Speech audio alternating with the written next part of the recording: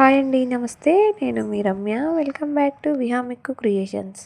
ఈరోజు వీడియోలో మనం పుష్కలమైన ప్రోటీన్ అలాగే అధికంగా లభించే ఐరన్ పుట్నాల లడ్డు సింపుల్గా 10 నిమిషాల్లో ఎలా చేయాలో చూసేద్దాం. ఇందులో ఉపయోగించే పుట్నాలలో ఎంతో ప్రోటీన్ ఉంటుంది. అలాగే బెల్లంలో ఎంతో ఐరన్ కలిగి ఉంటుంది.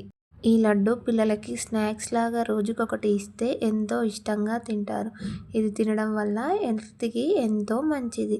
ఈ వీడియోలో పుట్నాల లడ్డూని ఈజీగా ఎలా చేయాలో చూసేద్దాం.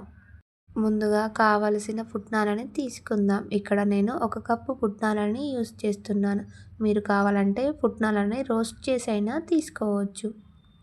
1 కప్పు పుట్నాలకి 3/4 కప్పు బెల్లాన్ని తీసుకుంటే సరిపోతుంది. మీరు స్వీట్ ఎక్కువ కావాలనుకుంటే మరింత బెల్లాన్నైనా యాడ్ చేసుకోవచ్చు.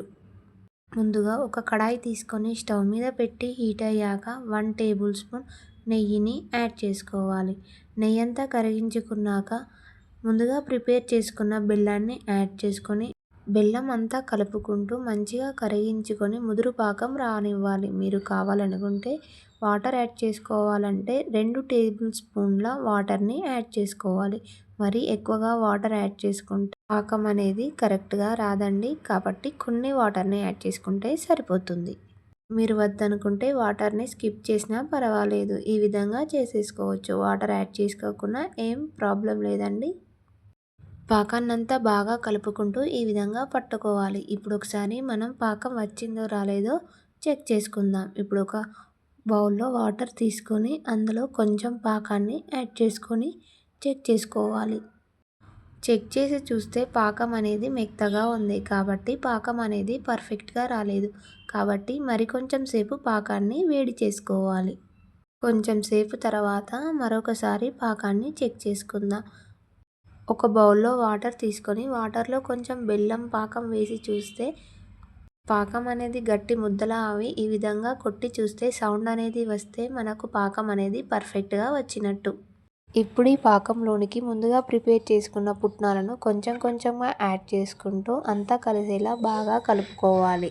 అంతా కలిసేలా ఈ విధంగా మంచిగా కలుపుకున్నాక ఇప్పుడు ఇందులోకి 1/2 టేబుల్ స్పూన్ ఇలాచీ పౌడర్ని యాడ్ చేసుకొని మరోసారి అంతా కలిసేలా మంచిగా కలుపుకొని స్టవ్ ఆఫ్ చేసి పక్కన పెట్టుకోవాలి.